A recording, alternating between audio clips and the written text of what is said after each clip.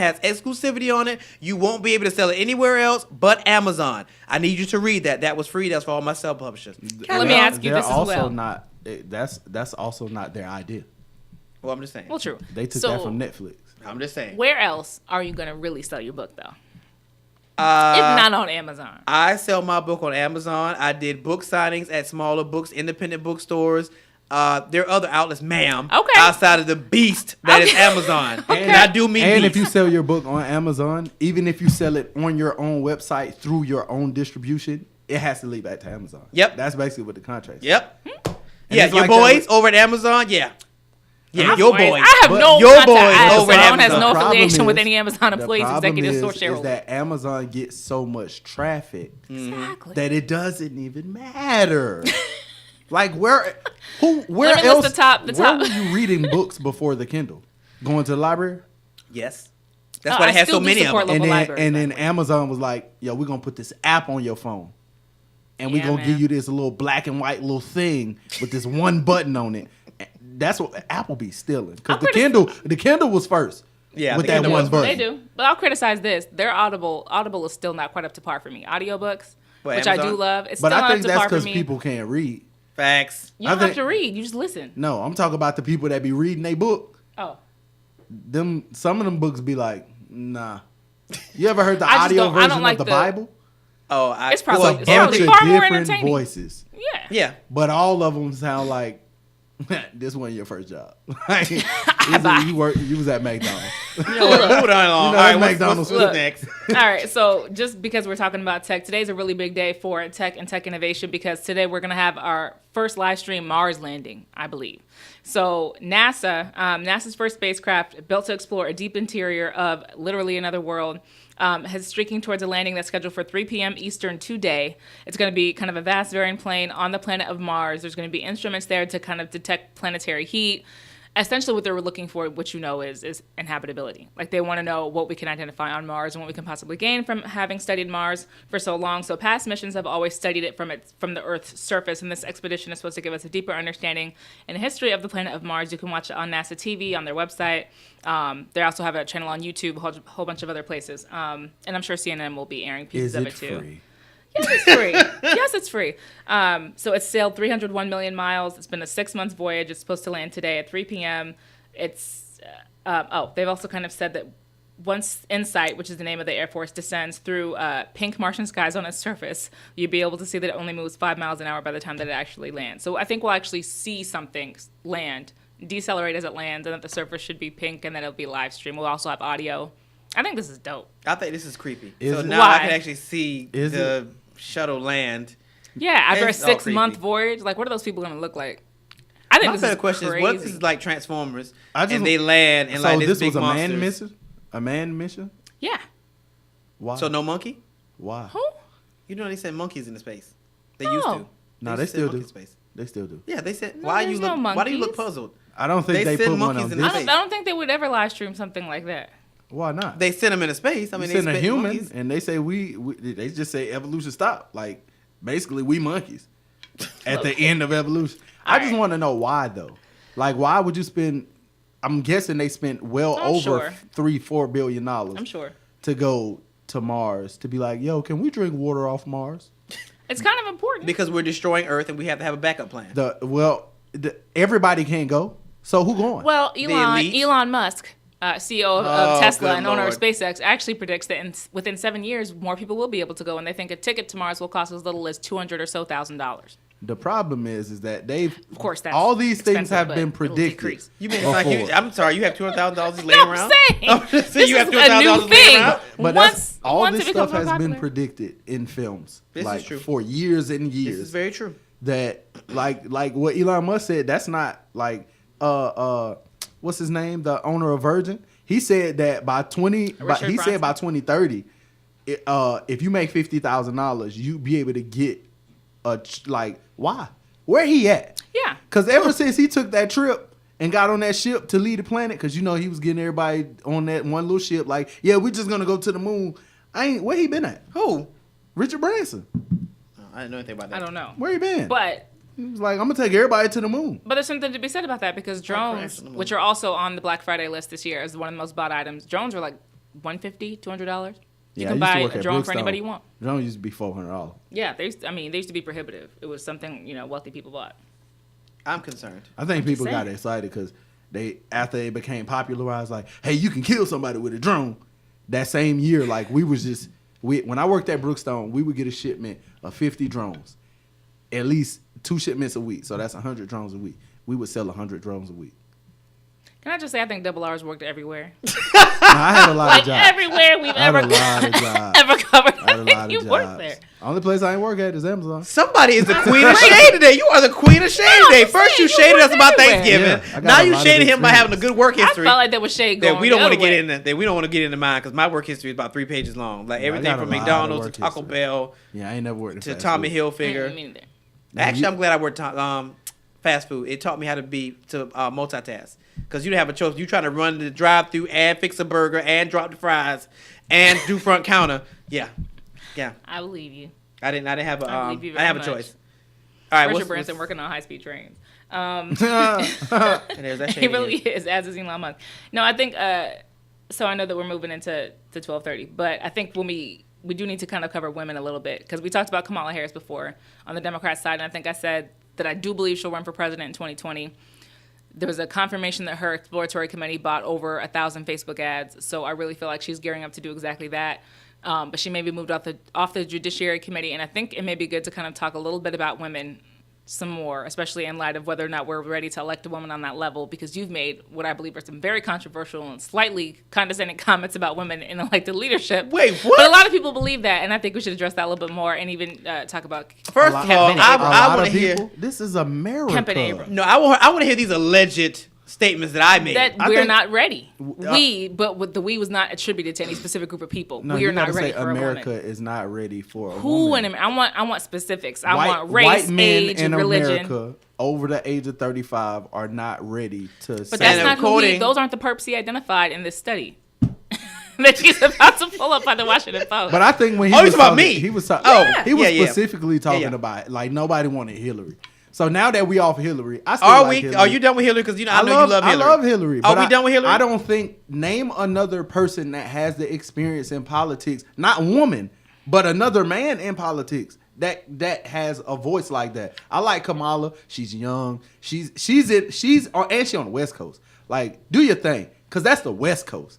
Like being on the West East Coast, you got to remember that the thing that gave Hillary the extra, she was in New York.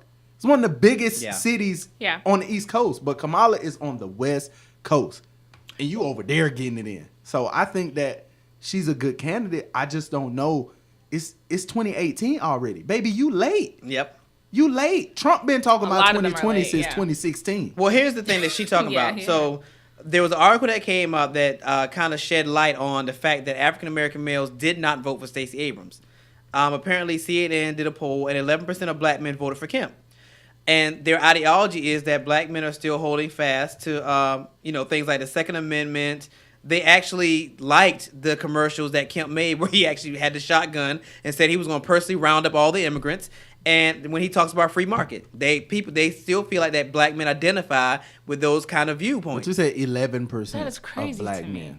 That's still a high percent. That's when a high percent when you consider about black men voting in general. voting In Republican. Yeah, That's a high percent for voting Republican. Yeah, but what about the other 89%? assuming they voted. Then they voted for- 98% of the city of Atlanta voted.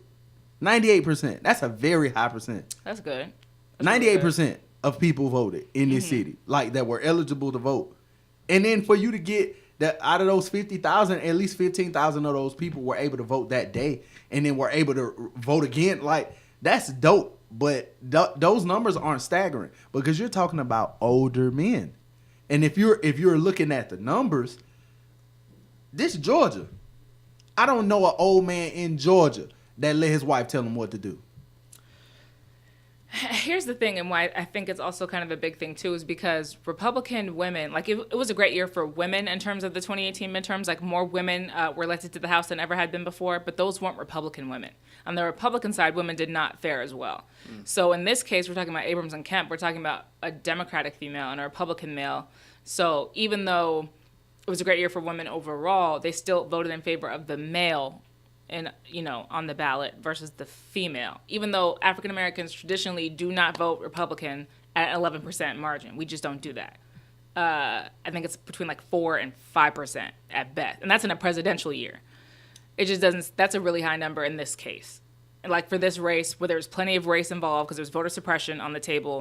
There was a lot of claims about minorities being impacted by everything that Kemp did as Secretary of State. So I do think that's a lot to kind of say, okay, well, what's the problem with women? Now that this is over with and numbers are starting to come out, I'm kind of agreeing with Double R when he was saying they just did not vote for Stacey Abrams like that.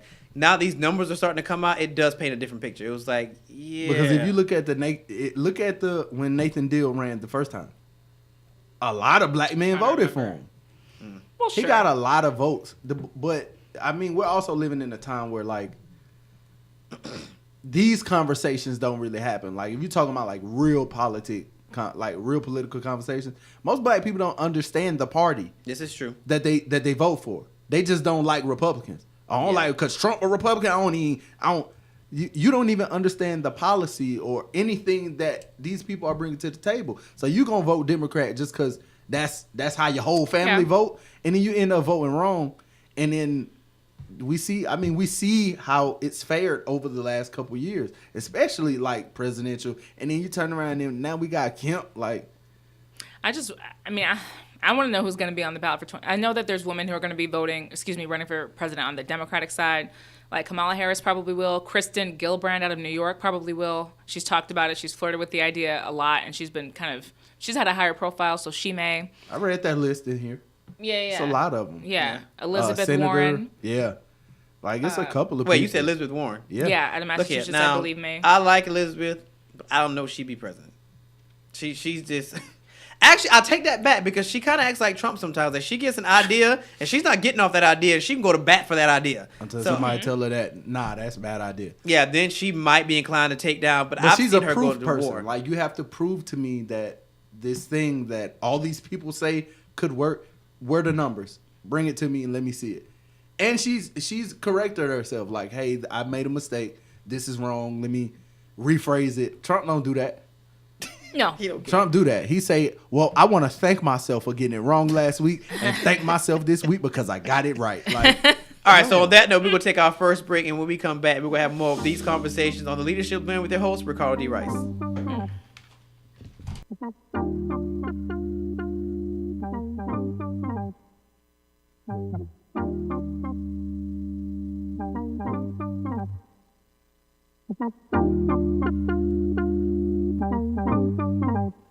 When you call my name, when you love me gently, call my name, when you love me gently, when you call my name, when you love me gently, do what, when you call my name, when you love me gently.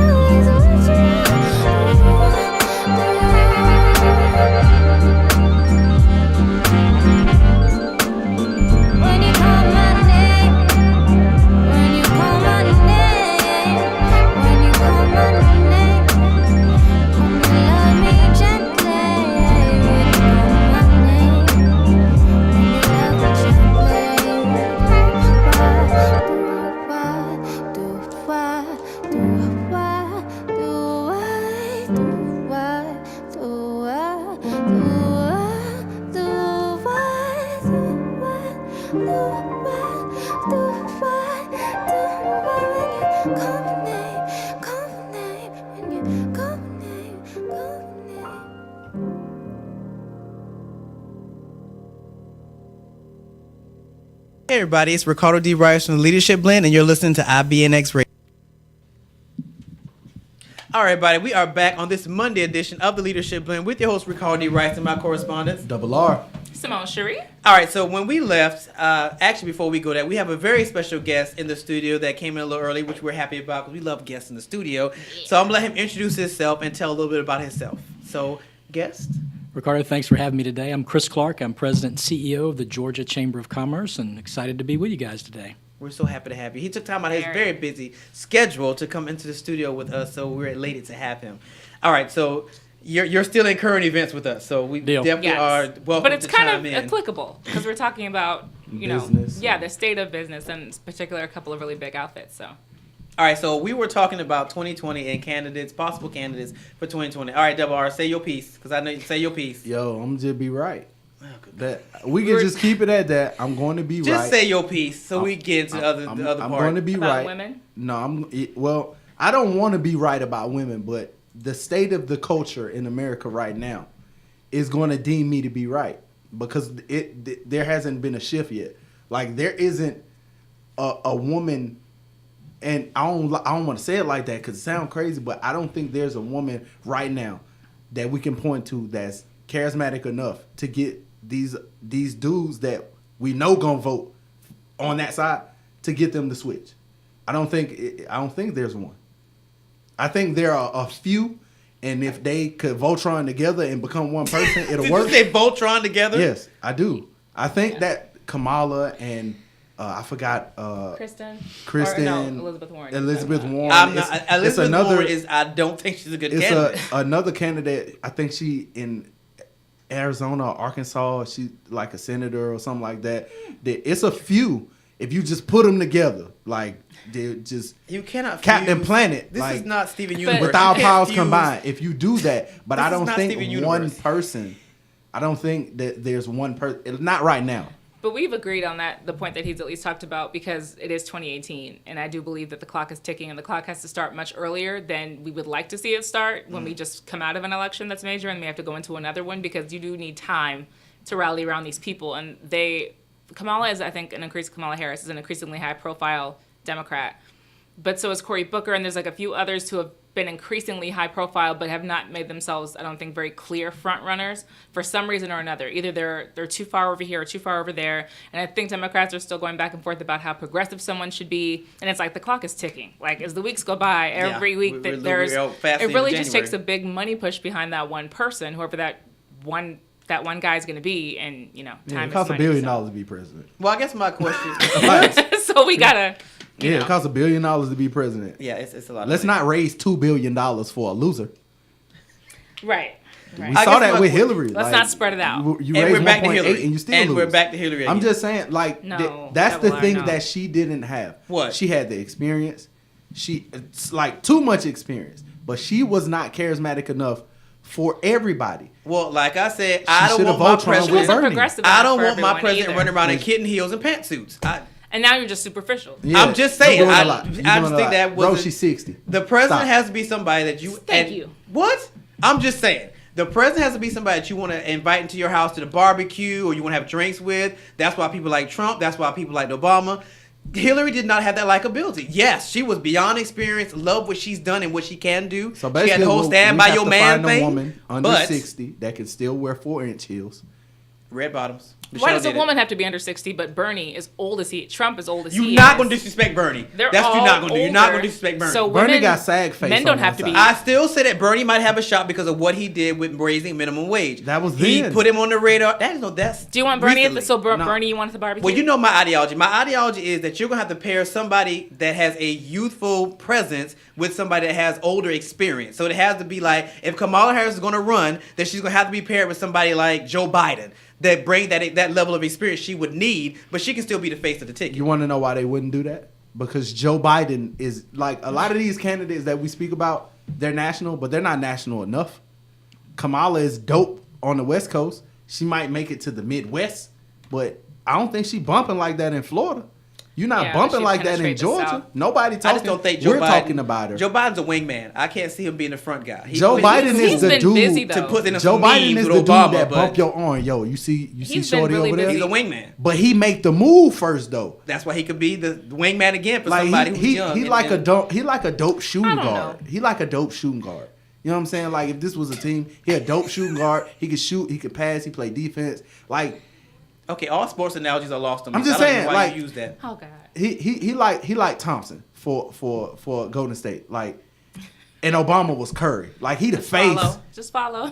He the face. Just follow. But is you like always Chris to me need right a now. great like he did. You could just dish it to him and he over there. He wide open. He gonna hit the shot. He clutch. You gotta have if he was the front runner. Who you gonna have stand next to him? They have to be just as big. You can't have somebody that's not as big as him be the front runner and then have him.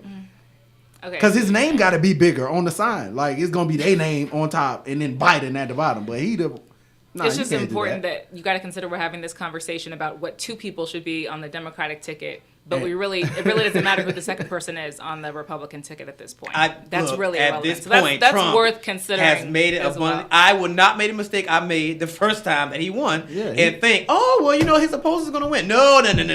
Because he told Clearly, everybody. he has a told- momentum that cannot be shaken. He So told we need to take this everybody. He said, seriously. "There's no point of anybody trying to run against me. Y'all don't got the money. Cause like y'all got to raise the money. I can name maybe 4 Republicans in government that got the money that could just put it up. But he like, nah, I already got it. Like I got it already. I already put the money Trump's up. done spending a lot of his own money, to be honest. Trump's been taking plenty of money from traditional Republican sources, from the RNC, from the NRCC, from the RGA. He's been taking plenty of Republican money. I don't think he's going to stop doing that. Yeah, I think but I think that it's a shame there's just no great his third-party threat- candidate. Hold on, Chris is over here having a field day. What's your thoughts, Chris? You having a No, field this day is over there. fascinating. I think all the candidates you've talked about so far are interesting and they're obviously on the top of mind. But what you haven't done is you haven't mentioned anybody outside the political arena. Trump wasn't a sitting senator. He wasn't a governor. Where's Right. that candidate on the Democratic side, Which like again- a Bloomberg or a Steyer Well, or a candidate like that? Right. Who's so got the we've money? decided it's Cuban. And if it's not Mark Cuban, First of all, which there's it no probably we. should There's no be, we. it's There's Mark no we. Cuban. I did not co-sign on that. I won't argue Mark Cuban. I think there's maybe 1 or 2 others that are as charismatic or more charismatic than him. The only other person that's more charismatic than him that will run right now would be The Rock. Yeah, Dwayne Johnson. I'm not. Now the problem is that like we saw with Schwarzenegger, like you're coming from film. Like he got a big movie coming out in 2020. Who? The Rock. The Rock, yeah. He's going. Look, I can't just do your Googles, but he got a bunch of movies. He's slated to be in 3 movies every year until 2021. That's just the stuff that we know about. If he drop a movie in 2020 and run for president, But we've kind of seen that you don't have to stop what you're doing oh to my run for God, president. it's gonna be crazy. The better Because question. President Trump is The proven better that. question to me is: so are we now looking outside the political arena for president? That's actually a great idea. what? Because the Wait. Democratic pool is kind of I'm dry. 60-40. It's dry and I'm tired. 60-40.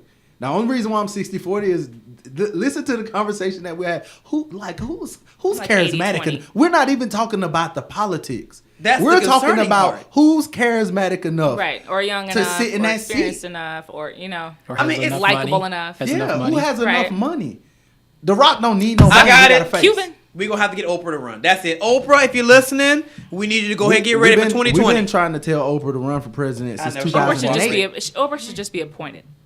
Can She we should do just be that? appointed. Yeah, she should can just do be that. appointed I mean, to some she sort of got cabinet council. what is it called when you get a doctorate but you don't go to school? She got Honorary doctor. 3 No, of no, those. no. We don't talk about honorary doctors. Those are dead to me. I'm working Okay, with a the real education doctor, so snob. we're not doing the Yeah, honorary the education doctor thing. snob No, over we're not here. doing that. But I'm just saying she got a couple. She could definitely be appointed to something, I and then she think could she should. avoid. I think she wants to avoid the drudgery of the campaign trail because she's always seems like even with that Abrams Kemp race that just happened. I really expected her to be involved so much earlier, and she was so. I'm not going to say moderate, but she was just so gentle in the fireside chat that she had. I don't think she's ready for people to dig up photos of her. I don't think she's ready for all of the cartoons that she'll be turned into. told you. For all of the gay jokes and gay But speculation. y'all I don't think know- she's ready but for y'all it. know what my issue with her was, and it actually stemmed to that event that I went to up theirs. She did not come to the press room. That was a problem for me that day. She did. Kemp came through. Are you talking about did Abrams? she did the press thing in the back. She sent her campaign manager and somebody else to the back. And I was like, these I are all told TV you she outlets. probably had to go use the bathroom. No. Listen, They said that she was out talking to senators and all that other Oh, stuff. she was trying to and get the so on. money up. Yeah, she was trying to fundraise. Fine. That's But important. you should have took a couple of minutes to address the TV outlets Y'all that gonna were give back us there some money? because it's about controlling your narrative. But who you vote for? What? Huh? I still need to know what she stands for, and that's But I'm who gonna did learn you that vote through for? TV. Who did you vote for? I'm not about to. Did you betray her, verge. I'm a essentially? Did you journalist. betray her? I fall down the middle. I'm a journalist. Oprah's I don't a good divulge pusher. my party views and stuff. Man, I Oprah- present the facts. Oprah's a good pusher. Oprah can't run like she can't. shouldn't. She'd be more powerful. I would never. This is why I don't believe in necessarily running, because I think you can be much more influential outside of the That's a elected cop-out. office. I say No, that's a it's the cop-out truth. You people can be say much more I influential. think that you just Oprah can. is There the are influence. limits to what you can do as an elected official. There are people who watch you. You can't make a certain. People watch your money, where it comes from, where it goes, the tools that you use. You just can't. You don't have as much power. You don't have as much freedom. And people a lot of times don't I can really put want down to the tango opposite with you. side because now if you do something that goes viral, you're under that same level of scrutiny. If a No, video you make goes no. viral, because all of a sudden everybody want to know who you are. Not as much as they a want you in your congressman's bag. video. Not they as want much to as a know so on and congressman's so video. forth. Whatever. Not as much. And I don't Actually, think, I think more. I don't think I that just- you can force Oprah to leave her island to For come anything. live in the White House. Actually, she came down here to knock on doors for Stacey Abrams, so clearly she can do a lot That of was a things she weekend wanted though. to do. This is 4 I don't care. years. That was for a day. long- She had to put off old network. She had to put off the old magazine. She had to put off her book clubs to come down But here she for those don't couple run. of days. She doesn't run any of those things. You think Oprah Yeah, at the she crib really picking doesn't. out books? She really doesn't. I'm She just spent all the saying. time on She her picked out garden. Michelle's. I follow her on Instagram. I think that she Oprah gardens at all the day. crib watching YouTube with Stedman and laughing. You She said didn't believe gardens. that. I don't believe that. Look how tired it made Michelle Obama. They're tired. The Obamas are tired. Yeah, Michelle is seen that revitalized. interview? She They're sold over 1.4 it. billion books. She's revitalized. Why didn't y'all ever bring her name up? She already made it public that she's not Did you? doing it. I did. In the I past did. we have, but- She but said she's not. She said like it doesn't make sense. It wouldn't make sense, especially now. It wouldn't make sense for her to. Yeah, my husband was just president. You should vote for me. They still don't like her. Who was they? Yeah, who's the they? Because 1.4 billion They- people like her enough to buy that book. What demographic is the same, they? the same people that didn't like her husband and they bought his book too. But he Here's was what is voted for. He had them, so that would be enough. If Yeah, just the exactly. same people The who liked her people- husband voted exactly. for her, it would To be It enough. research should, that but base. she's a woman. Yeah, but And she's a it's likable not woman. the same. She's a likable woman. She's Is a she, though? likable, beautiful I woman. think so. I think she Not crosses to some lines. everyone. She's a likable. Well, nobody- everybody's not gonna like and you're anybody. Right. So, I And mean, you're- that's an irrelevant point. And that's How a many point that we people? didn't bring I up. think enough to get her I in think office. I brought it up when we talked about Stacey Abrams. Like for a lot of, and you don't want to make it sound like that, but for a lot of people, and I heard people say it like, I don't even like the way she look, bro. You say it about Hillary all the time. Just I stand by that, disgusting. too. It's But disgusting. I think it's that deplorable. I think that there is a population of people that what they see, if what they see is what they get, and they don't like it, they're not going to vote. So for Stacey, she caught that L. Hillary, you caught that L. So for Democrats- Michelle wouldn't catch that L because she's beautiful, but I think that there's a segment of people that's like, oh, so you think because you look good, you gonna win? Nah, I'm not gonna vote for yeah, you. Yeah, they but can she work has against the you. baggage. Being, She has being the- attractive can work the, against you for sure. The Maybe. level of education, she has the Maybe. experience, and it's packaged nicely. It's all about the packaging. A Michelle is Cuban packaged and nicely. Michelle Obama Oh, my ticket God. would take the White House. I swear to you, it would. It probably if would. Mark But then Cuban that and you can Michelle get Cuban Obama and are on the Michelle same on the same ticket, I ticket. bet you they would. And they names sound cool. Cuban Michelle. Okay, on that note, we're moving along. Ooh. On Yeah, that note, we're it's moving along. about to be I'm out. done with that. All right, so on that note, we're moving along. Get Obama back in the All White right, so House. this one, I want to get into this really quickly because this is interesting. We talk all the time about companies going under to bankruptcy. Sears. Well, actually, either going into bankruptcy or taking major hits to the point where they're having to close down stores. So we talked about Lowe's a little while ago. We got into Toys R Us. Toys R Us. Actually, I did a whole Sears. little study on Toys R Us, which they say they're coming back. Their creditors do not want them to go under, and they're Blockbuster says wanting the same surgery. thing. They are coming back. No, Blockbuster was a joke. That's not even. There was one Blockbuster left, which actually I think is going to be in the new Captain Marvel movie. Well, then again, they could have recreated that. They There's can a do that couple stuff now. still left across the country. No, there was Not only one many. left, and I think that one closed earlier this year. There was one left I somewhere thought there in one was of a those couple. off places. People that, kept Is posting Alaska. pictures Is of Alaska. them. There you go. It was It was one of Alaska. those places where That you was have the any last There you choice go. when the sun goes down. Yeah, it was Alaska. That was the last one. I think it's officially closed, so that's done. Okay, so the latest casualty. Actually, no, because they went into bankruptcy protection. They didn't go into bankruptcy. Nah, 'cause Is, you broke. no, that means just restructuring. David's Bridal. So David's Bridal has now gone into bankruptcy protection, and I particularly like this article, or was interested in this article because it brought to the table the outlook on marriage. You know, at one time, women wanted to have the big weddings with the beautiful dresses, and you sought out David's bridal. Now it's like, yeah, I don't need all that, and I don't want to spend that much money on a dress unless I really, really, really have it. So I want everybody's opinion on marriage. That's kind of why I want to do this. Let me pull the number really quick, though. So according to Wedding Wire, and this is this year, the average wedding cost was $30,000 in the United States. For some people, that figure's conservative. That's invitations, rehearsal dinner, clothing, of course, That's suits. somebody's yearly salary. $30,000. And that's a small number. It said, for some people, that's That's an a average. conservative. So. Conservative. Like, I'm saying. I'm concerned. That's. I mean, The have we venue. really? All right. So this article said the average price paid for a wedding dress fell 3.5% to 1509 in 2017. This is the 1509. yeah, 1,500. That's a 3.5 fall. So we talking about a $2,000 wedding dress? Yes. I guess so. Think about all the shows just around the dress. Yes. You know what I mean? And all the Yeah, hysteria but you're and talking hype about for Project the Runway dress. where they taking corn husk and making a dress. But we have Rico here, and to make a wedding dress, blah blah. I just never thought that a wedding dress cost $2,000. Oh, come on. I don't know how you thought that. I wouldn't care, but I'm just saying I would never fathom that. I think either. what we're seeing, like outside of the relationship part, because like I can break that down so fast, but I just outside of that, what we're seeing is more, like I said on the break, like more independent businesses that create for specific to that without that price point. So if I can get a $400 dress that fits better, feels better, and is more versatile for me than spending $15,000 or because I mean we saw in most movies in the 90s the $15,000 wedding dress that you got you wouldn't even save that to show nobody. Like after that day, Yeah. you got to put that in a cut. Which Like is what I was going to say. It's also used, I think, in consignment shops. Is that people are okay to wear something somebody else wore one time. They just are. And so you they'll can't resell. buy it. You can't Right. resell a $15,000 wedding dress. You can resell maybe a $1,500 wedding dress. You maybe. can resell it. Nah, cuz. It's Oh, not going to you help. get It's not going to help the 50 retailer. Nah. No. I'm not saying you're going to get your money back. That's not what I'm saying. No, I'm saying. But I'm saying people are doing that. They are putting their wedding dresses in consignment stores and in like used clothing stores. Yeah, but those are. If I can make a dress and put it in a consignment shop that's never been worn, and they give me $400 for a dress that I spent maybe $40, $50 on some material, but I already had some material from some other. That's what we're seeing, like just outside of that, and it's so many people into it.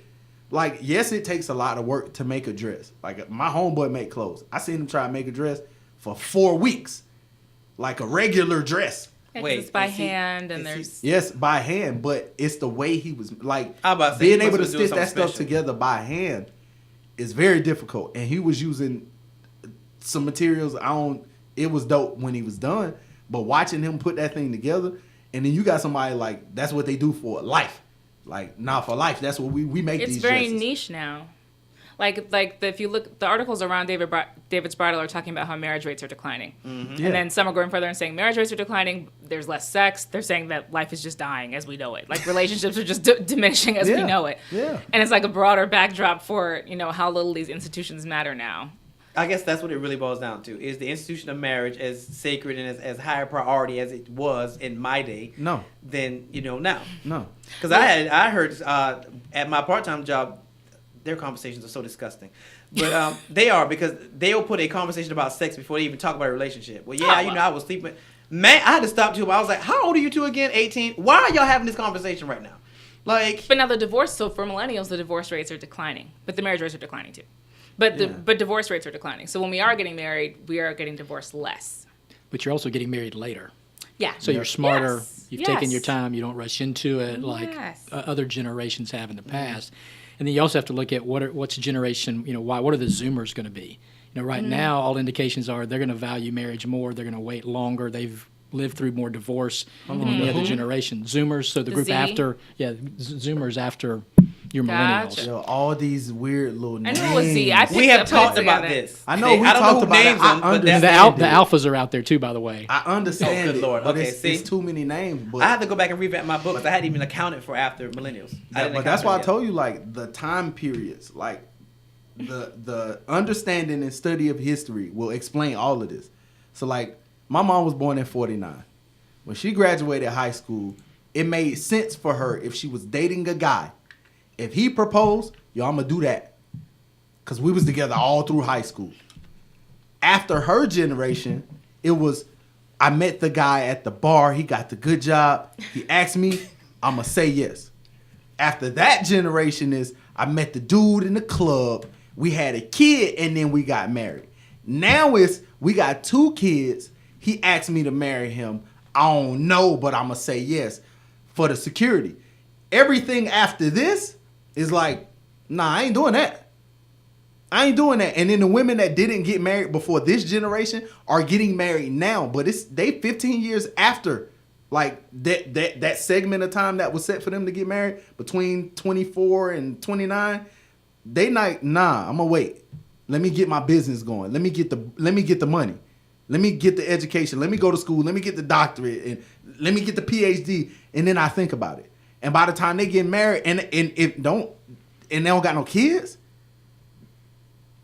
life is different for them. 33, 34. I don't like to look at these two things together anyway, because marriage is one thing, but spending $30,000 on a wedding, like a wedding is different than the marriage. To me, they don't belong in the same conversation even necessarily. But that's the whole Because we're talking point. about, no, what's the whole point? If the whole point is to get married, you would more than likely have a wedding. But you don't have to have a $30,000, like this whole idea to me. $30,000, invitations that cost $1,000 or $1,300, a dress that costs however much, rehearsal dinner that costs however much, venues that cost $6,000. Like, why? That to me is just kind of stupid. Even if it's entirely affordable for you, I just think it's stupid. I think it's set before that. Like you ever went to a church and asked them what they charge for a wedding? I did. What they say? Well, yeah. $1,500. Well, yeah. $1,500. But why that's a thing? That Like, just why to be there's there. the Don't eat demand there. for that? That just to be there. $1,500. Yeah. $1,500 It's just to silly get to me. 200 people to show up and watch for 4 hours. Like why weddings? First of all, why weddings take so long? That's a different conversation. But to show up to go to a church like 1,500, I didn't know that a lot of funerals, especially in Georgia, where like people just be dying on the regular. I don't want to say it like that, but they be dying on the regular. You would assume everything. like Again. with all of these funeral homes that most of the prices. I thought the last time I looked it up was around like $3,500. I went to Willie Watkins on the east side. They said no, we charge $6,500, Yeah. and that's for a standard funeral. Let's make a festivity out of everything. If I can sounds get about right. 10,000 to bury you, and these preachers is like, hold on, I get 15. I can get way more than 1,500 to marry you.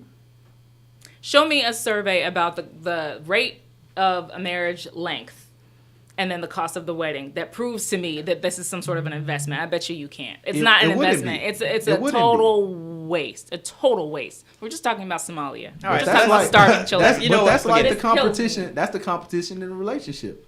Yo, I want to impress her. I want whatever she want. Bro, you don't got it like that. But whatever she want, we gonna figure it out. And she want, I want the nice dress. Oh, Vera Wang got a new one coming out. Like that, we're starting to see. I went to a wedding last month. The dress that she had on was like a dress, because I worked in a department store, from a department store. So she paid $400 for a department store dress, but it still ain't no telling what she spent because the food was incredible. It wasn't cheap because she had steak on that menu. Yeah, food Oh, she was costs, serious. liquor She So costs, bought all food costs. costs. You She bought had everything. you had a prominent DJ in the city that spent at your wedding. I know that wasn't cheap because I paid DJs before. It ain't cheap. You ain't have it at like the little church on the corner. That church that you go to, you ain't have it there. So if you talking about just the cost, like you trying to impress somebody, it's not. None of this is for the love. Like that's it'll always bring it back to the relationship. None of this is for the love. You don't spend $30,000 for the love. So David's bridal is just a natural consequence of what I believe is an increase in human intelligence. And on that Decreasing? note, and on that An note, increase. And on that, and we're gonna be done with that because I'm not even getting that with you. Whatever. But she's right. We She's gonna right. get, it's 1:00, so we gonna digress on that because we have a guest, and I definitely want to get into this Chamber of Commerce discussion because I think a lot of people do not understand what the Chamber of Commerce does and how it can benefit your business or actually you as well You because I've and seen your some of the community. programs they have. So that's why we have Mr. Chris Clark here The today president. because he's gonna bring the CEO. Now look, y'all know I do it big, so I didn't try to get somebody from a local chapter. I wanted the boss. So we have from the Georgia Chamber of Commerce, Mr. Chris Clark. All right, so let's start out and you tell us about Chamber of Commerce. What does it do? What is it designed to do? So the first Chamber of Commerce was founded in 1599 Seriously? in Marseille, France, and it was founded by shopkeepers who looked over and saw artisans had kind of unionized and had their own thing going, the bricklayers, the other groups, and said, you know what, somebody needs to stand up for us. Somebody needs to be able to talk to government on our behalf. Somebody needs to help us grow our own businesses. And so the first one in the U.S. was in 1768 in New York, and it was basically founded by business people in New York to make sure that we had good immigration policy, that we could continue to trade, and that pushed back against the King of England at the time, who was putting some pretty bad stuff and tariffs and other things here. But they were really standing up to say, we're going to advocate and we're going to be there to support businesses in our community. Our organization, the Georgia Chamber, was founded in 1915, and it was really two different groups that founded us. One was a group of small businesses and local chambers that had already started around the state of Georgia who said, we need a group that helps us go before the Georgia General Assembly, that helps us recruit companies to our community. And then another group, which were the largest employers in Georgia at the time, which included Atlanta Gas Light, still around today, part of Southern Company, who said, you know what, government is really overreaching, telling us how to do our business. There's regulations they're passing that are hurting our ability to grow. We need a group to help us. And so we were founded, and that's what we've been doing for 103 years, is helping recruit companies to Georgia, helping Georgia companies grow, and then advocating for good policy at the state level and at the federal level to make sure that government doesn't overreach, that government's there to help businesses to address things like education and health care and do the things that are going to help us grow the economy and recruit all these companies that y'all read about every day that are coming to the state of Georgia. And so whether it's at the local level, the state level, or at the federal level with the U.S. Chamber or one of the 13,000 chambers all over the world, they're all there to represent businesses in government. They're kind of I explain it this way, we're kind of the crossroads of where government and business meet. Government and business don't talk the same language, right? I spend part of my time telling, government, this is what business thinks and why they think this way, and half the time talking to a business owner saying, it's not rational, but this is what government's doing and why they're doing it or why politicians are doing it. And that's kind of that role. And so just think of your local chamber doing that with the city council, county commission, school board. We're doing it with state agencies. The U.S. Chamber is doing it with Congress and the president and the Senate. And we all have our lanes to fill, but we're all part of that big chamber family at the end of the day. Okay, what about small businesses? Like when a lot of people think about, even when they think about their local chamber of commerce or especially a state chapter, they oftentimes understand advocacy and they understand legislation, and they oftentimes don't have either lobbyists that they've ever worked with or ever felt that they could hire, and they may kind of think that this is something that's beyond their scope if they're a small one-location shop, if they have any sort of small business. So how do you kind of compare the experience for a small business getting involved with their chamber versus a larger, like the Comcasts and the Southern companies? Sure. So look at it from this perspective. So a big company like a Comcast or a Southern Company, right, they can hire all the lobbyists, they can go down, they can represent themselves. But if you're a small business, how are you ever going to get a bill through, or how are you going to ever get your voice heard at the Capitol and amongst all the other, mess that goes on that we're listening to? And so by being a member of that local chamber, the state chamber, the U.S. Chamber, it gives you an opportunity to go have that discussion, to be at the table. And I do think most people think, well, the Chamber of Commerce is for the big business. But when you look at the numbers in Georgia, about 95% of my local chamber members are actually small business, and about 90% of my members, of 42,000 members of the Georgia Chamber, about 90% of our members have fewer than 10 employees. Wow. Really? And so that's where that small business finds their voice. We're asking them, what do you think about education? What do you think about this issue? Last year we looked at 433 different issues during the General Assembly session. And a lot of what we do is to reach out to those small businesses and say, what do you think about this? Is this good for you? Is it bad for you? And we spend all year asking those questions, doing the research, doing the polling, doing the surveys, talking to our local chambers. The local chambers are feeding that information up to us so that we have a good representation. And so when we go in and talk to a legislator about a bill, maybe it's a transportation or a transit bill, we can say this is going to matter to the state farms of the world, but it's also going to matter to your local, jewelry store or your local dry cleaner. These issues really matter to these folks, and I think that's what makes the difference. Legislators would much rather hear from that business back home than from, a lobbyist or an army of lobbyists at the Capitol, and I think that's what chambers are able to do, unlike a lot of other organizations, is to say, here's your platform to go tell your story, and that's what we want to help them do. And so, even if you look at the U.S. Chamber's numbers, 3 million some odd members, the overwhelming majority of those are those small mom and pop businesses. They're just trying to keep the doors open every single day. But Georgia has Georgia has 126 counties? Or Georgia something has like that? 159 counties. 159 counties. 159 So, counties. Are there a lot of competing interests? Like even in Metro Atlanta versus counties that are more suburban or counties that are more rural. Like because we talked about transit and transportation quite often, and people who love MARTA and people who have a problem with MARTA for reasons unbeknownst, and whether or not the spread of There's that shade you keep throwing. whether or not the spread of MARTA is a good thing, quote unquote. Like are all businesses on the same page with wanting an expansion of public transit? Or are there reasons why it's actually a detriment to some businesses? No, I don't think there's any detriment. I think what you've seen is kind of remarkable. In the last 8 years, you've watched the Georgia General Assembly, led by Republicans, go from being we don't want anything to do with MARTA to now being champions of MARTA. And I think part of that is because we've spent a lot of time connecting the dots for folks, telling that story. We have an affiliate of the Georgia Chamber called the Georgia Transportation Alliance.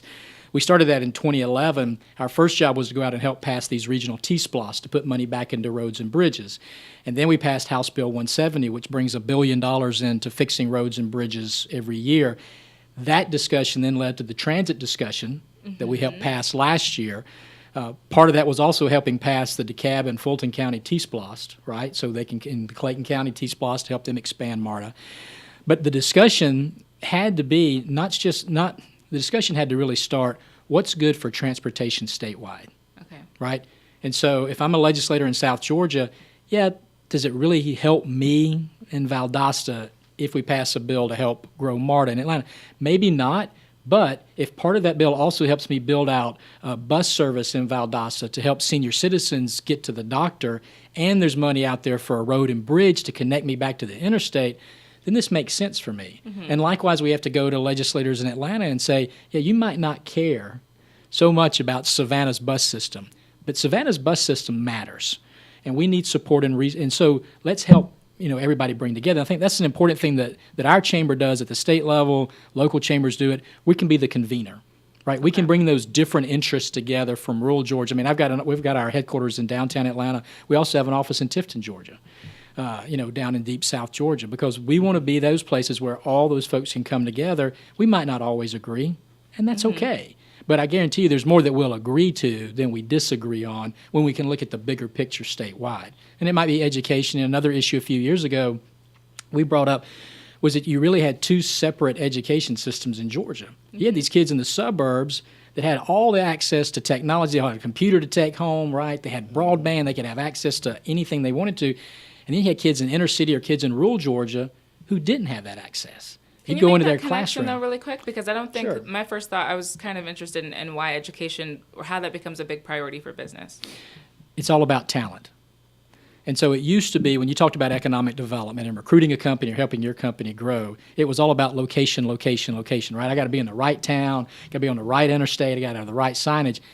Businesses don't care so much about that anymore. What they care about is talent, talent, talent. Where can I go to get access to millennials and Zoomers so that I know I'm making my investment? State Farm, Mercedes-Benz, all these companies that we're proud of coming to Georgia lately have come here because of access to millennial talent. And so we've got to train those kids, the Zoomers that are in school and the Alphas that are coming behind them.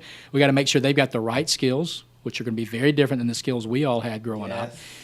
So that's part of the conversation. Helping communities recruit millennials back home and keeping Zoomers once they go off to college to come back is part of that. And then the other part of the talent discussion is, when I graduated grad school, I knew everything I ever needed to know. I was the smartest person in the world, right? It doesn't work like that anymore. I thought that's all the education I need. The truth is, we need new education skills. We need lifelong learning now because the world is changing so quickly. Dramatically. The economy's changing literally every hour. And how in the world can you keep pace with that if you don't have this thought process of I got to improve myself every day for the rest of my life, which means you got to change technical colleges and universities. You have to change K through 12 education. So for businesses, I'd say of all the issues out there and all the issues for the next governor and the next General Assembly in Georgia, that's number one on the list. So you were talking about the transit, and I remember when I first came to Georgia, like just being on the train and going like with Clayton County, they used to have a transit system, the CCT, but now CCT is called County Transit. So and then over the years, like we find out, well, MARTA got all this money, that they can't touch or that they can't use or to expand that they can't do, and then right after that, CCT gone, Clayton County Transit gone, disappear. Or we're gonna eliminate 100 bus lines, and all this stuff kept just happening, and now all of a sudden they're expanding. Who is the person other than you? Because I know you're the top guy, so you have the information. Who are the people that that the chamber uses to kind of explain that information? Because it's new information now, but it's always been there. It just wasn't a voice, or I never heard it. No, I think groups like the Metro Atlanta Chamber, the DeKalb Chamber, the Clayton Chamber, all of those local chambers, they are all in on transit. They're out there pushing those efforts every single day. They're working on what the strategy is going to be. And so all those groups are working together. I think the bill we passed last year, which puts all those different systems under one umbrella, the ATL, I think that's going to have a huge, change. It'll be more like a New York or more like a D.C. or more like a Chicago system where no matter what county you're in, it doesn't matter. Does it matter it's a Gwinnett bus that's taking you to the MARTA drop-off? No. Nobody cares. That's just all regional politics. That's all going to go away over the next few years. And I give the leadership in Clayton a lot of credit. They're the first ones that went out and said, give us the ability to leverage a penny sales tax to bring MARTA back. And now Gwinnett's going to have that vote coming up. Cobb is having the discussions now about what that looks like for them. This new system will give us over time that total transit system that we need in the metro Atlanta area, and we've needed for a long time. But I think a lot of it, too, is the fact that it quit being a Democrat versus Republican issue, and I think it also quit being a suburban versus urban versus the rest of Georgia. They said, this is good for Georgia. It's going to create jobs. Let's all work together on it. And again, I give a lot of credit to Governor Deal and Speaker Ralston, who said, not going to worry about the past, not going to worry about what that looked like. What do we need? And I think the big change is when a lot of these companies started telling us when they were looking at moving to Georgia, we want to be on MARTA. We want access to transit. I remember having a conversation with Mercedes, and they said, we want to be near the transit station. I said, well, that's silly. I would think you want all your employees to drive Mercedes. He goes, we would love that, but the millennials we're hiring don't want that yet. Mm-hmm. They're not at that point in their life. They want to make it easy. They want to live, work, play, and pray in the same area. Give us that access. And if that's what business wants, if that's what's going to help grow the economy, it helps elected leaders understand it's important, and that gets us to where we are today. That makes sense. That doesn't happen overnight. Yeah. It takes a long time. It's been a long time, right? Some years. I had a quick question, but are you gonna?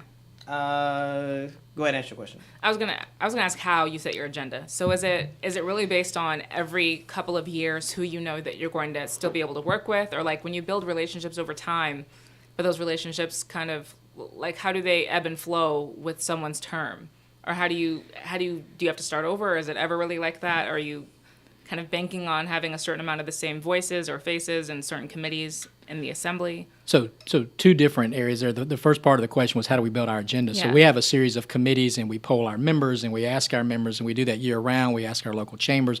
We take all those informations and boil it down into 6 to 8 different policy areas. Okay. And then we go in and say, okay, what are the specific bills that we need this session? So then we'll work with the leadership in the House, Democrats and Republicans in the House and the Senate to move those bills forward. Or legislators will come to us and say, we think this is good for business. What do you think? Can you work with me? Can we help get this done?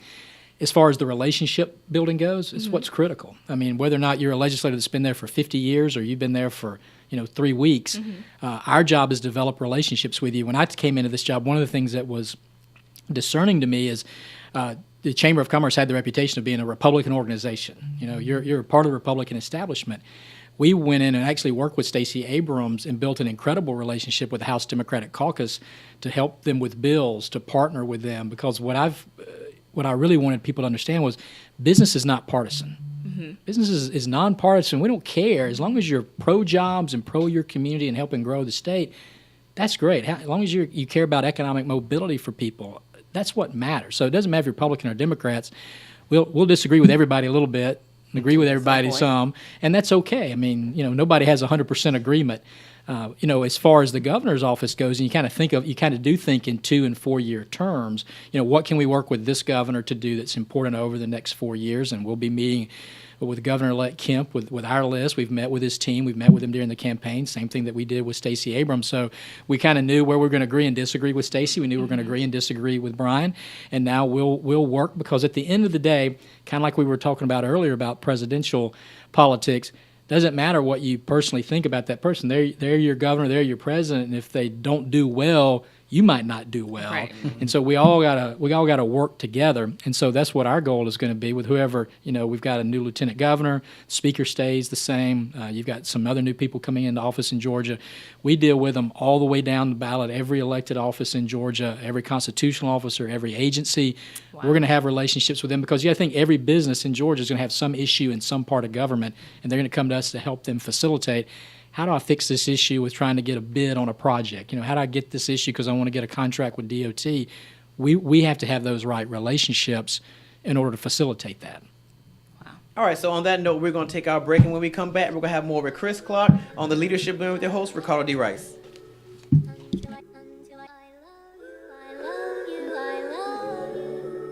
Until I find the day, the only words I know that you.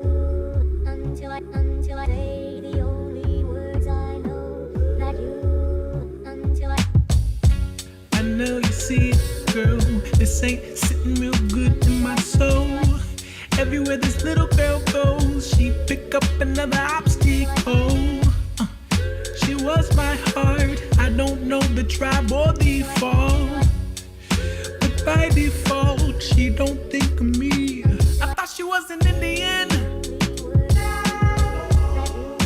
She be slanging things like a simian. All my life I wanted me an Indian. And now she's far away, but I had to know. Listen, I know you see it, girl. This ain't sitting real good in my soul. Everywhere this little girl goes, she pick up another obstacle. She was my heart. I don't know the tribe or the fall. But by default, she don't think of me. I thought she was an Indian. But she be slanging things like a simian.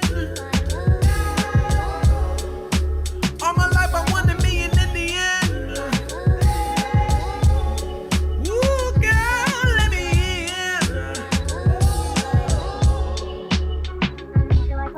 in. In the street with a wedding ring, and she hit the bar, city babe. Are you down to cheat? He looked in the eye, chivalry. Is he really dead? He pulled out a tip.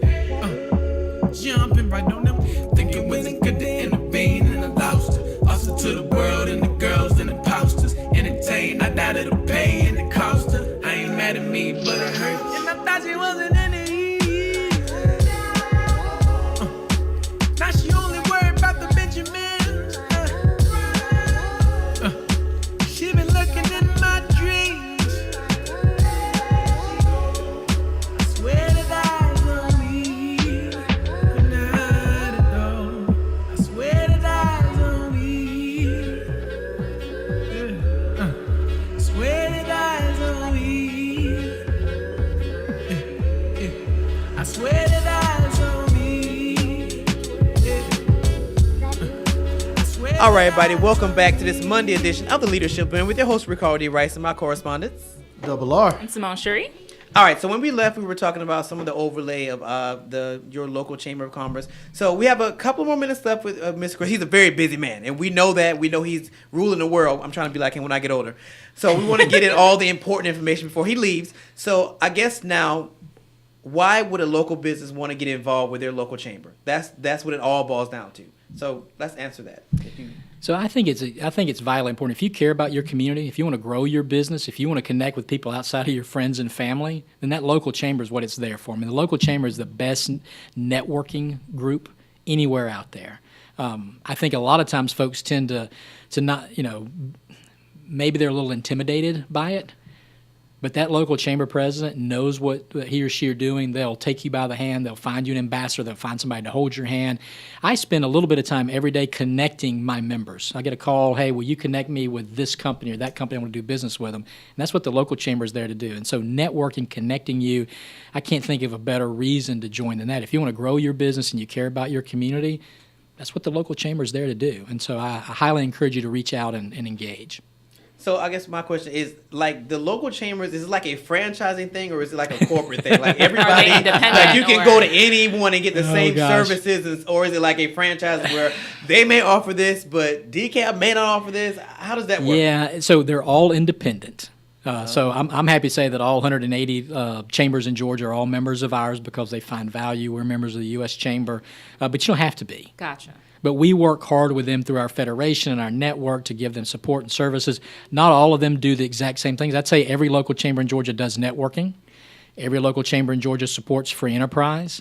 Every local chamber in Georgia probably has some type of leadership program and skill training that they do, and they all are working on education issues in their community. But beyond that, there might be a little variation. You turned red when you said it. I'm sorry. That's a good question. I've I always mean, wondered it's just a if it- conversation we have a lot with our local chambers, and I just had it literally a week and a half ago with all of our local chambers in Georgia about the importance of aligning what you do. And I use the example. I mean, it's a franchise.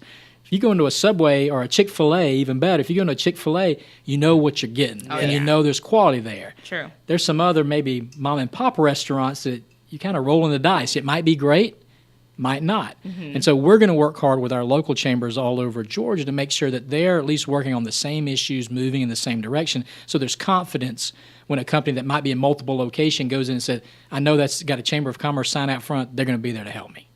So that's our goal. That's what we're working on. Okay, because that was my major question. I was like, I don't know if these are like franchise or should that's a I good expect? I wish they were franchises. They're all independent contractors. Oh, Think of it that way. okay, that's Right. a whole different ball game. Yeah, a little different. Is should there a expect certain in Georgia, expectation that a company should have, like a small business like this? If we join our local chamber, is there a certain level of expectation we should have? Something that we know we should be looking for? Since the experience may vary, is there something we should look for? We should expect? You're only going to get out of it what you put into it. If all you do is send a check in and you never go to any event, you're not going to get anything out of it. And you're going to waste your time and you're going to waste their time. And so that's the first thing I'd say is make sure you sit down with the chamber president, say, how can I best utilize my money? How can I get the most out of this? And then go. The other thing, a lot of times a small business will join, even a large company, they'll join a chamber and they'll have one person engage. Well, the person is not the member, the company is the member. Right. And so, for example, for Georgia Power, they might have 100 people involved in the Georgia Chamber in different areas of all the different things that we do. Other companies might have 5 people or 20 people. You really have to realize it's whatever makes sense for your company, and you want all your folks engaged. Okay. You're going to mention really quickly, I think, the initiative, the SMART initiative. Is that it? So I do. Thank you so much for bringing that up. So one of the things that we heard consistently over the last really 5 or 6 years from our members and small businesses all over Georgia was just the incredible rising cost of health care and how hard it is to provide health care to their employees. And so we've looked at a variety of programs, and I'm happy to say that a month ago we announced the Georgia SMART Plan, which is in partnership with Anthem, and it's for companies from 2 to 50 employees to have full health care benefits. They can go through their local broker, and basically what they're doing is they're becoming part of a pooled insurance program that the Georgia Chamber is running. And so what we're seeing so far are savings of 15, 20, 25% per small business in Georgia that are signing up with our new plan, which will go live in January. And so if that's an issue for you, the way that you can use the Chamber SMART Plan, you be a member of the Georgia Chamber, a member of your local chamber, and then you're part of the Chamber family. You have access to that health care plan through your local broker. Wow. And then you're going to find savings, and then we'll add more products to that program next year. There's a lot of great things that are coming down the pipe that allow associations to offer benefits and services that maybe they haven't been able to offer before.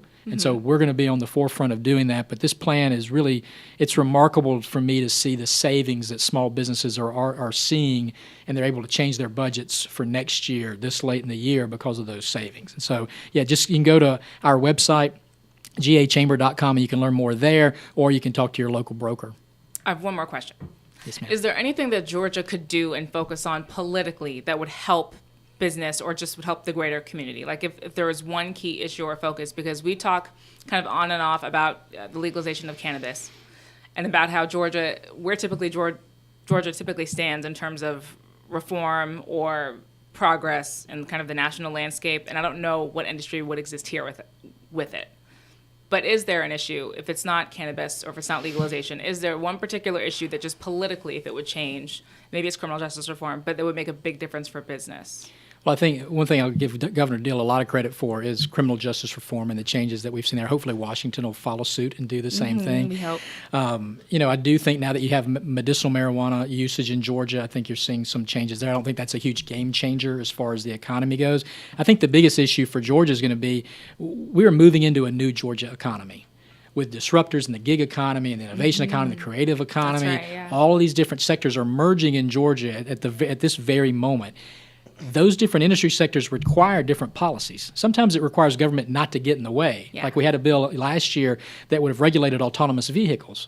Well, the Gotcha. industry said, hey, wait a minute, don't regulate us before we know exactly what we need yet, right? And so we backed off of that.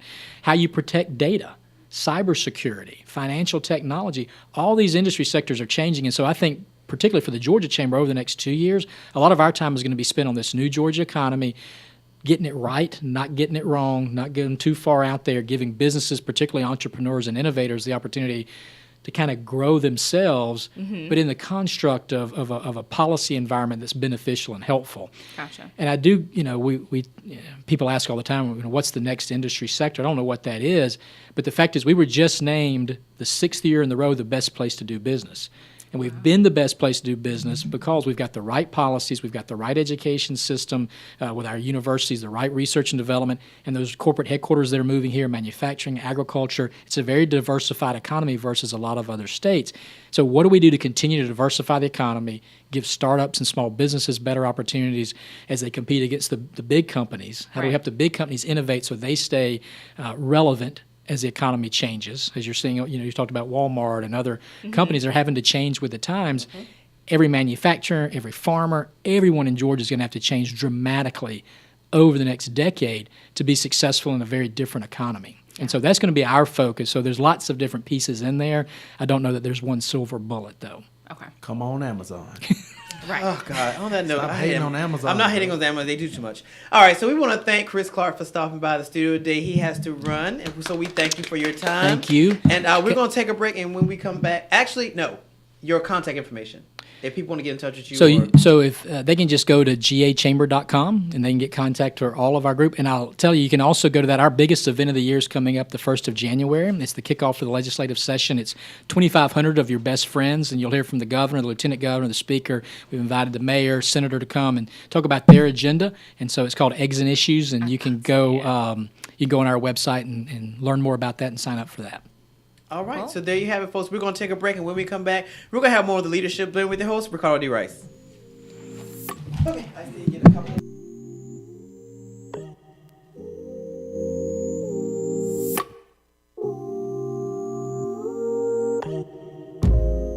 I'm in the right direction. I'm meant to ride this ocean, traveling in slow motion, paddling with no question. Early morning with the sun, not yet burning, innocent. I try to be a good son, myself 100%.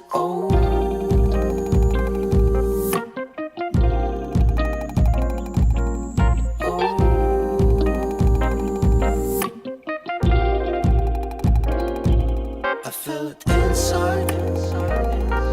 I wanna reach that. It's somewhere inside. I wish I reached that. Skyline, skyline. I wanna reach that skyline. Skyline. I wish I reached that skyline. Skyline. I'm gonna reach that skyline. Skyline.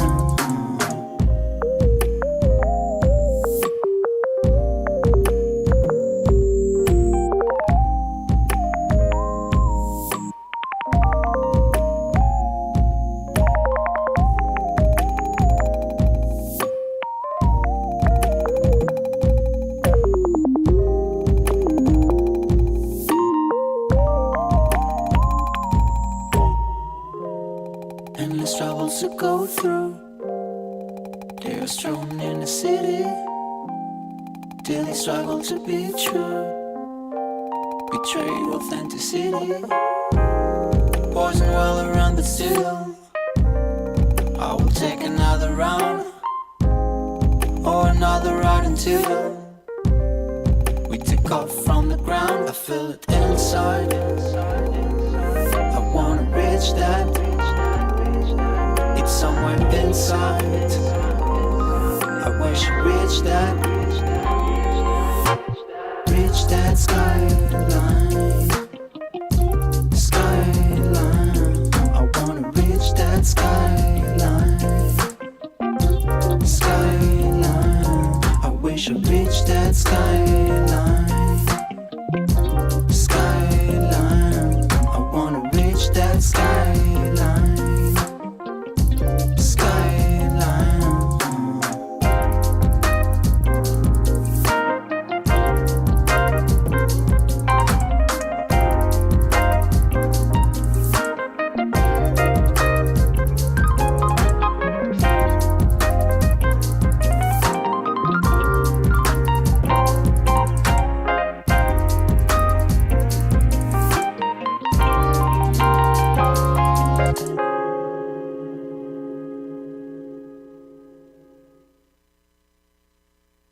You're listening to IBNX. IBNXradio.com. The station with the best music. Best music. I love the music. Best music.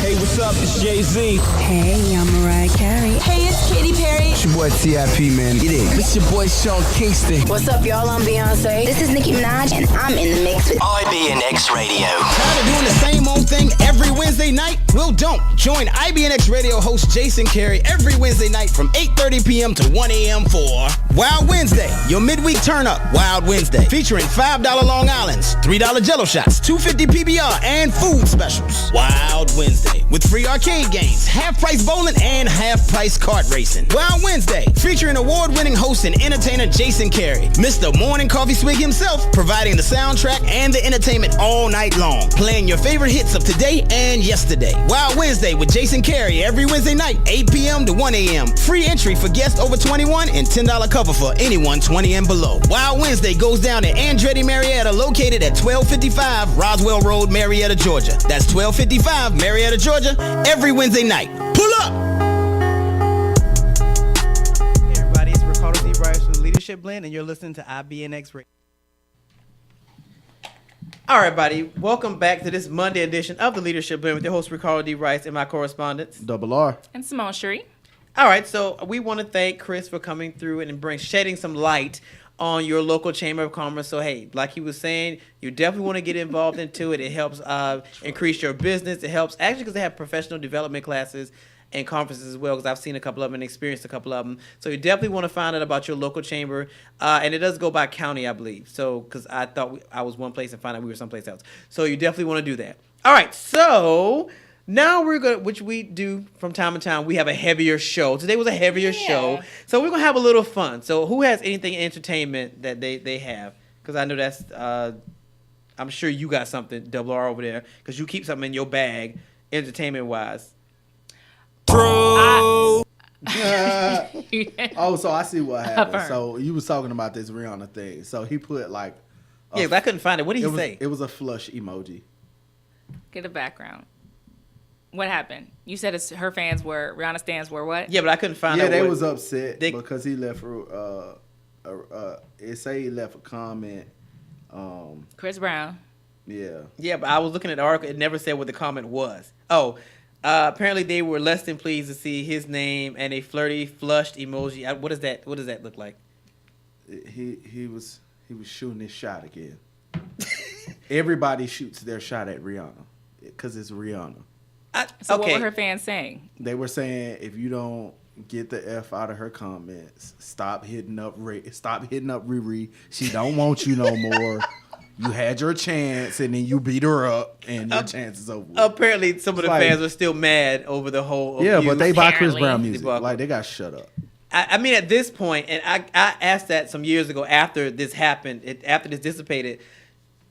You know, Did she reply, by the way?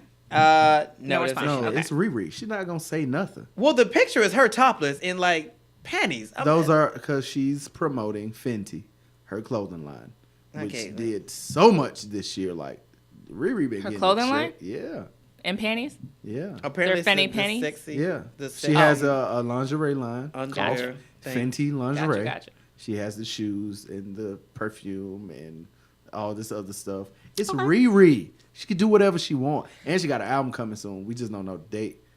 You know what? Rihanna's music has changed dramatically for me. So the 'Cause she grew fun-loving, She became an party adult. girl was but some of her music, I'm just like I can't even relate anymore because it's Because so. she became an adult. What does that mean? That doesn't mean that So allow your music to make a complete 360. this is a conversation that I was having with somebody that I'm going to be having on. I'm not going to discuss that on air, but got some things coming. This conversation is a conversation that I had with some friends. How risque has music been over the last 15 years? Because all of the artists that we were introduced into in the 90s were already adults. All of the new artists, Rihanna, Chris Brown, Trey Songz, Justin Bieber, Christina Milian, like Maya, Aaliyah. We were all introduced to a lot of them when they were very, very young. But in the 90s, a lot of the artists that we were introduced to very young, by the end of the 90s, they were grown. The last 15 years, we still, the older people still look at a lot of these folks like they kids. So Rihanna, she's still a baby to them. She only like 29. Still bad. Like, whatever. But she grown. Chris Brown, Trey Songz, like all of these artists are around the same age. And people are having a hard time interpreting their content because they are growing adults. Versus Johnny Gill was already grown. Telling your girl, I'm mad you with Johnny Gill. My. Yeah, but when you look at their unsungs, they go back and talk about how they were made young to with that be music. Yeah. older than they actually were. And Yeah, I think they were also supposed to. They were the men couldn't be in relationships. Like if you watch, like Heat Wave is one of my favorite groups. Like they should have been way bigger than they were, but they popped in Europe first. But one of their songs, Always and Forever, like that song was a smash hit before it got here. And their leader, Johnny, he said that nobody could be in a relationship. They had to appeal to the women. I mean, I think that still holds true. I don't think that. I mean, Yeah. they can, but I still think that's a standard. But thing. with social media now, it's more appealing to be in a relationship because now girls can just get in your DMs. Like it's more appealing. Yeah, because they want to be side pieces. That's like the new Yeah. spot Yeah. everybody wants to be in. Side chick. Oh, that's what I read that I was confused about.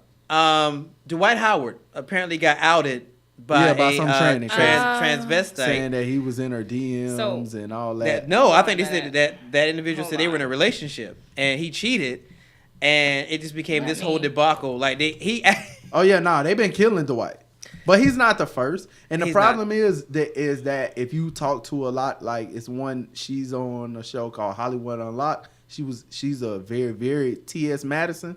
She's like said like, nah, these dudes just be out here. Like she ain't say no names, but because she's very respectful, and it's hard for me to say she, but hold on, hold on. Nah, they killing Dwight. I know, but there's a sexual harassment claim. I just want to give the background, really? like the whole Yeah. background. So Yeah. yes, so Senator Dwight Howard broke the internet for all the wrong reasons. He claimed he was outed by someone who claimed to be his ex-boyfriend. To make matters worse, Masinelije, Mason Elijah. I'm just gonna assume that's how it's pronounced. I don't know how to pronounce. probably about right. Probably. Malaysia or some Accused Howard of threatening and sexually harassing. This says him. I don't believe that's accurate. So the shock value of this came from all angles because essentially there was a slew of 20 tweets that Mason put out on Twitter since Thanksgiving and all over the weekend. The personal mess includes allegations of sexual harassment, threats, also of blackmail and extortion, all on behalf of Dwight Howard during the time and before he had a glute injury and the Wizards had kind of begun going through his physical therapy. It says that Excuse me 1 second. I'm just trying to figure. Okay, so it says that this has been a rough year for him, and he has pictures that also go along with these tweets, and supposedly recording videos that plans to be released. They keep saying he in this article, which is what's throwing me off because I'm wanting to say she because I know. Well, it depends because you get into, and this is where these terms become a lot where that more gender thing- confusing. that's where it comes. Because She. it's is it? I mean, has Yeah. he had the full transition to No. become a she, or is No. he still? No. More importantly, have but male there's some gender- pretty, but if somebody identifies as female, they identify as female, and it's not dependent upon their surgery. It's how they identify. So the surgery is a totally different conversation. That's a conversation. We had that conversation. Here. Yeah, we got to but that's just get back different. into it. But nah, these, this is a lot of these tweets, a lot of it's photos. a lot of Well- stuff. But that's the problem. They putting out a lot of pictures of Dwight Howard. This not old girl or old boy or whatever. Him, her. It's she. It. They. So we're not going to call it it. So that's It's not the girl putting out the pictures. This is like pictures that everybody are picking up and just putting out mad pictures from his Instagram. But for you to say like Skip practice today. how you broke, how you getting extorted by who?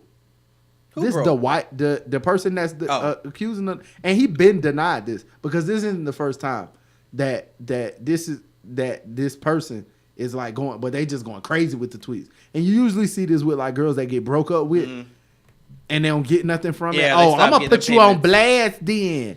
And it's so easy to do it now because you can put it anywhere and then And somebody sees even it. if it's not true, But the pictures, can be doctored technically. So Yeah, maybe they're that's true. doctored. But it's from what appears to be his verified account, going back and forth, back and forth, back and forth, back and forth.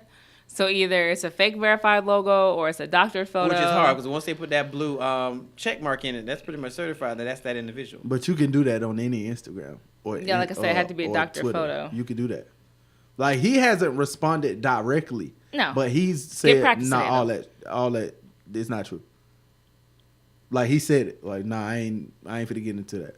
Cause I mean, people that I met Dwight Howard, I know some people that know Dwight Howard. I've hooped with some people that are cool with him. Like he don't roll like that. So stop trying to play my mans. Because if this was different, and we was in the streets like that's like a different type of conversation. But you don't really see this happen to like real street dudes.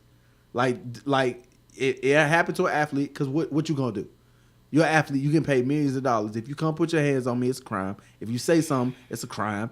And because you're a public figure, if I say something, it don't matter if it's not true. The internet will judge you. Yeah, but I feel like with these things, they're Public so hard to, opinion. it's so hard to believe. Like There's no I have proof. to either see a video of it, want to see that I can prove, You don't that see I a can look video. at. I know that I feel two like it's dudes not right now edited. that I hoop with. I have to see a video, I know or I have two to see dudes right somebody's now that I hoop with that injuries. look just like Dwight. Two of them that I hoop with on a And regular that's basis. fine, but I at and they least look need that. exactly I at least like need him. that to even give it air or like room to breathe. It's mad gay dudes that look like Dwight Howard. I think you can. I had to It's look easy I to know his find a name, dude. but I don't know what he looks like. I had to go look it up when it came up in my Flex mini it. feed. Yo, the internet is garbage. Like you can just put up whatever. And Soulja Boy told everybody he was about to get $1 billion deal. It was a lie. Shut up, internet. Like It's just hard. Like I said, it's hard to believe. So or if I see injuries. So this is supposedly about sexual harassment or threats or whatever. Those things aren't going to be things that you can just prove like that. That sounds like it's someone's words, which, if they were recorded, release the recordings. If they're not, you know what I mean? And then so it's just very, very hard for me to believe. So unless, like I said, you've got that photo, which, because we're talking about Rihanna, unless you can see a photo like that with injuries, with proof of abuse, or unless you have a video, it's just very hard to just to give these kind of things air and space. Usually just what it does is it hypes someone up and makes someone Twitter famous or Instagram famous yeah, they who about we've to never otherwise heard Bro of. about to be real popping on the gram. Who? What's his Mason, name? yeah, Mason, Elijah. whatever. yeah. This ain't That's like what it with the looks like to Bobby. me. This ain't like with the what's his name? Bobby V thing. Like where The Eddie this Murphy ain't thing. that We was picking up transvestites. in the city. But that's now, why I said like I was gonna say in now that's not certain to say this places- doesn't happen. In certain places, the lady boy is like, and Did you I say say lady that. boy? Yeah, I say that because that's the term. Somebody watched the episode of RuPaul. That's the term where? That look, RuPaul. I be in these streets. So Where is that? in Is that a politically correct term? No, look, I don't know what's politically correct anymore. PC man, look. Do people refer to themselves that way? I'm still trying to figure. You would know this. I don't know What is the actual acronym now? Is it because it used to just be LGBT? LGBTQ. I wouldn't necessarily know, but No, it's LGBTQ. way and some people longer say than some that. people say LGBTQIA. Yeah, What it's is way IA? longer than that. So A is ally. Ally. I is. So Q is questioning or queer. I is. But what is queer? Like, I thought queer was Queer. gay. No, I thought no, so, no. Gay is gay. Queer is gender non-conforming. What? Queer is gender. I is intersex. What? What is intersex? I is intersex. A I thought was ally, but I guess A could also be asexual. So it's asexual or ally. This is How are we official definition asexual? right Asexual here. means you don't have to have sex to Right. reproduce. So no, asexual means you have no sexuality. You are asexual. You don't like girls, boys, flies, fries, anything. Asexual So Yeah, you this- just gonna or go through ally. life is alone. LGBTQIA. This is stupid. So you But just I'm go- not necessarily an authority. But I thought saying transvestite was like was wrong now. It You're is. supposed I to don't say think it's a- transgender. Is it, Transgender. does it mean the same thing? No, you can't just create things and say that. Some people say that saying what we're doing? N-word But I says the thought- same thing as black. but I you thought- can I'm tell just them saying, you is black that- and they is can that say, what we're oh, doing? N-word, So same what is thing. the difference between transgender and transvestite? Transvestite is a slur and transgender is not.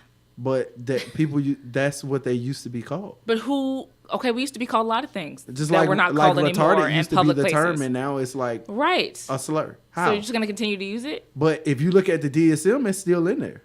It's about how people refer to themselves.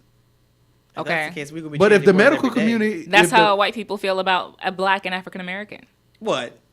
the They N-word, they always got to change how they refer to y'all N words. Okay, there's That's that how y'all. they feel. There's that y'all again. My point is, What? if people want to be called something, just call them that. This is less syllables than the other one. So what's the problem? And 'Cause yes, it was Ricardo, you're black, so you're Right. part of the y'all. 1, 2, 3. It wasn't even me. Simone said y'all. Like she's not African American. all this stuff is confusing. Yeah, Because I'm confused. like, if you can get me to understand like what you're doing, okay, that's what you're doing. That's cool. I don't ever have to talk about it. But these names can't change like that. Why? Like, for what? It's simple vocabulary. How Just you change your change- vocabulary. how you It's change your simple. name? Like, so, because I had to Google this stuff. So the difference between transvestite, hermaphrodite, and transgender. Okay, well, I know what is that hermaphrodite is. They got a list online. You can't say that now. What? You can't say transvestite now. It's in by 3 weeks you ain't gonna be able to say transgender. You got to say the other thing that they say. Like they keep adding more letters. There is no way that I'm about to get up there and be like, I'm a part of the LGBTQFJIAOMPQZ. Like you can't do I it. have a question.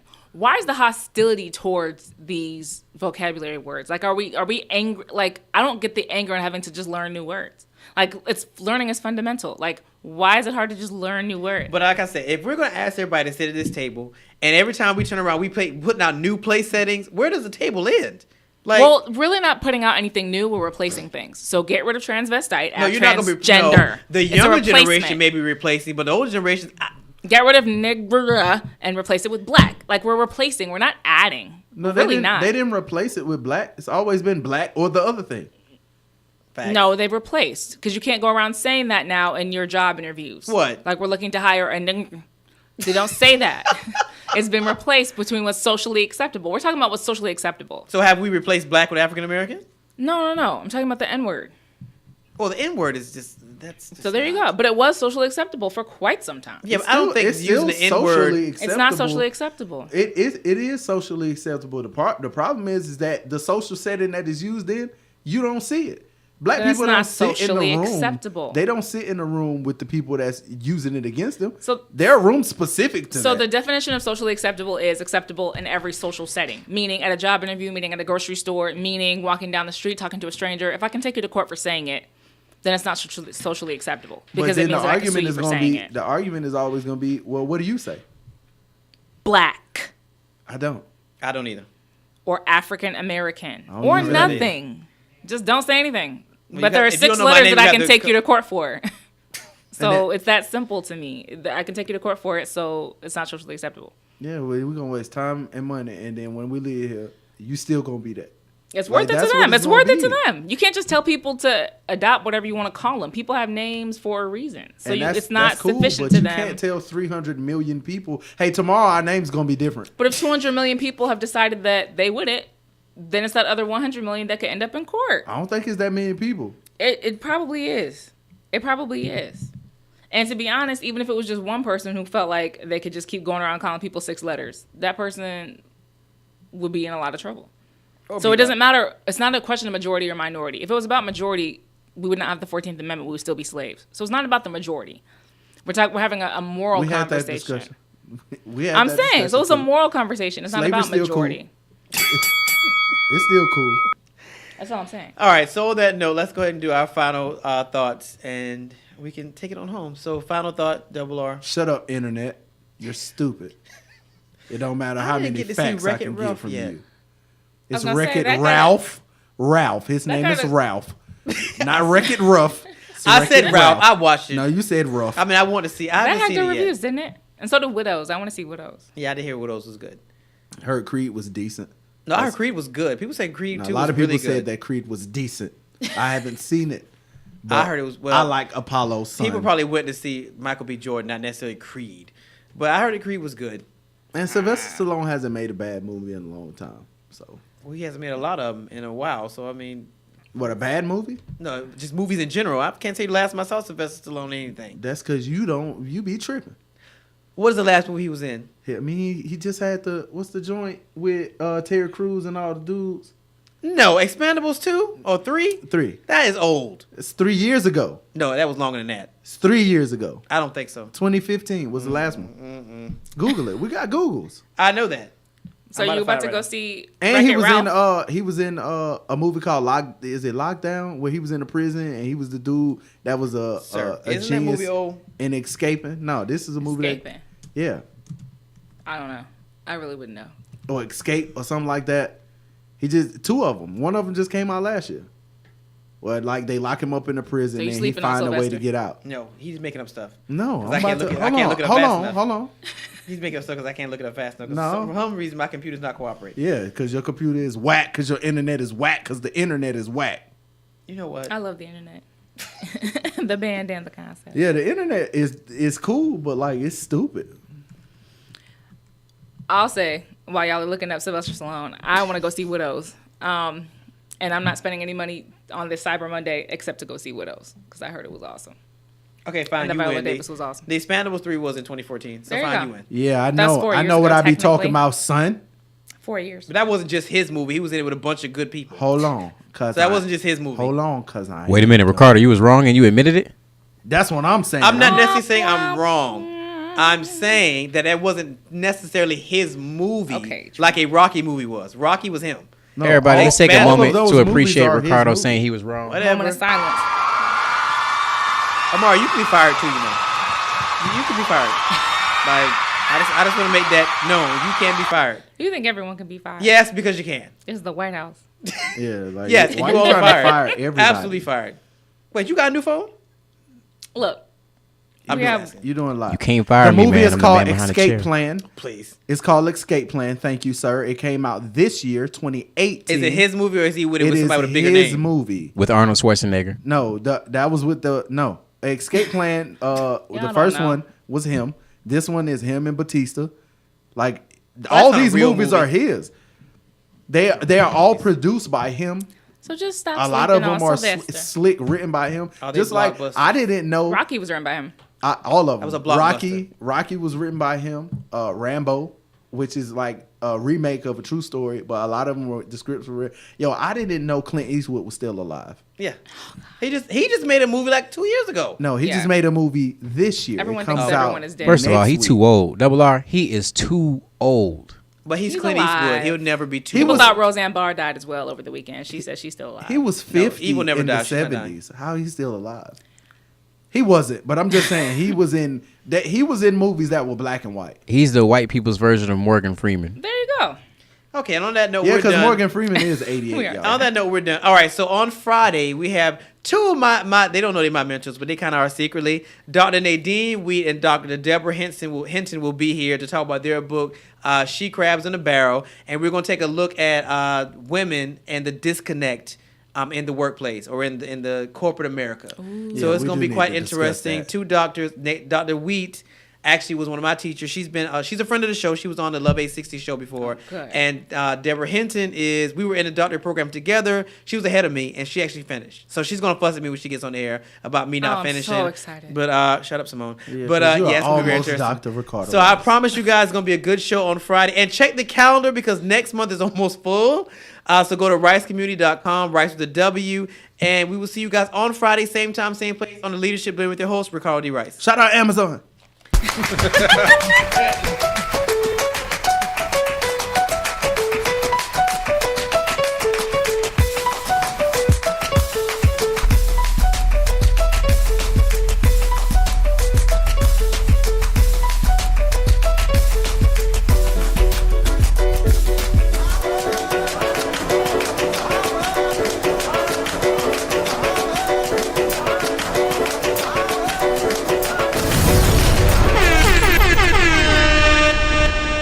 IBNX Radio.